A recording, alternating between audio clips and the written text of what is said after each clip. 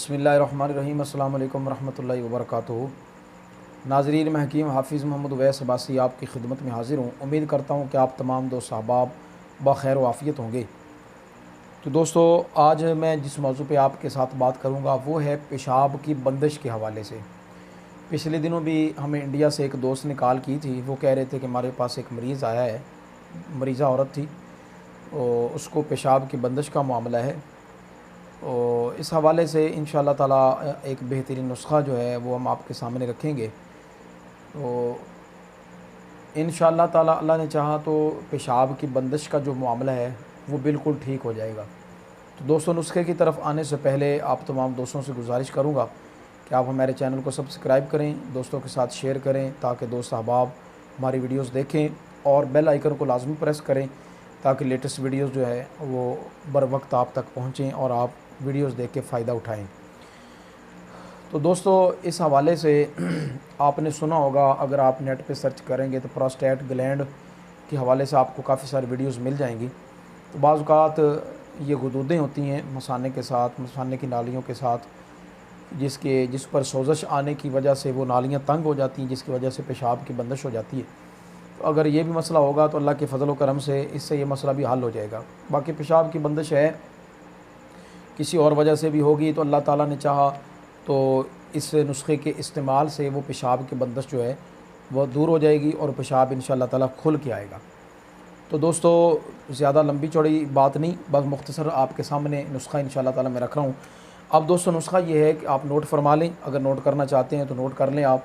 इंशाअल्लाह ताला बड़ा मुजर्रब और बेहतरीन नुस्खा होगा इस हवाले से। जिनको पेशाब की बंदिश का मामला हो जाता है, थोड़ा थोड़ा आ रहा है पेशाब, रुक रुक के आ रहा है, खुल के नहीं आ रहा, तो उसके लिए इंशाअल्लाह बेहतरीन नुस्खा होगा। पेशाब की बंदिश ख़त्म होकर पेशाब खुल के आएगा।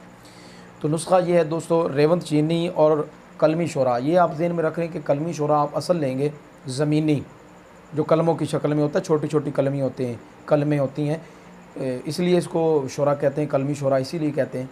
तो चाइना का नहीं लेंगे आप, अगर आपको ज़मीनी मिल जाए उसका फ़ायदा रिज़ल्ट अच्छा होगा। असल में ये बात होती है, असल चीज़ होगी तो ज़ाहिर बात है वो काम भी अच्छा करेगी। तो अब ये है कि रेवंत चीनी और कलमी शोरा, इन दोनों चीज़ों को आप लेंगे साथ साथ माशा। तीसरे नंबर पे जौ खार, ये भी आप असल लेंगे, ये आप लेंगे 6 माशा।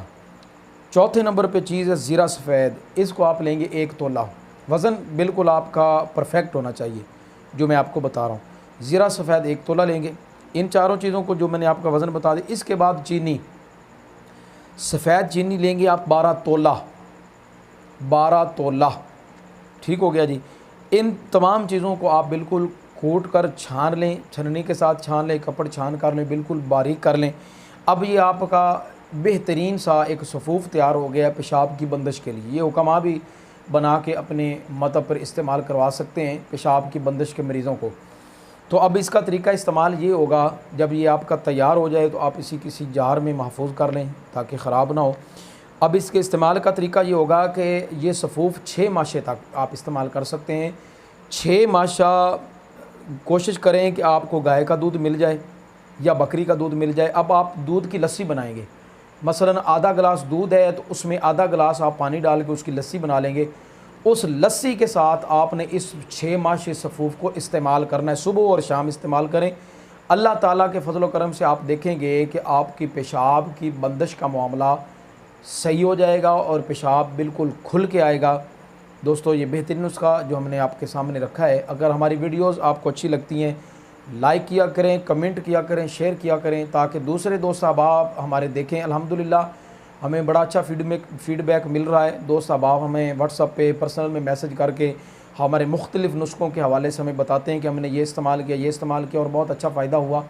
अल्लाह ताला सबको फ़ायदा दे। हम अपनी तरफ से भी ये कोशिश करते हैं कि हम आप तक अच्छे से अच्छा नुस्खा पहुँचाएँ। तो दोस्तों, हमें अपनी दुआओं में याद रखें। अस्सलाम वालेकुम व रहमतुल्लाहि व बरकातुहू।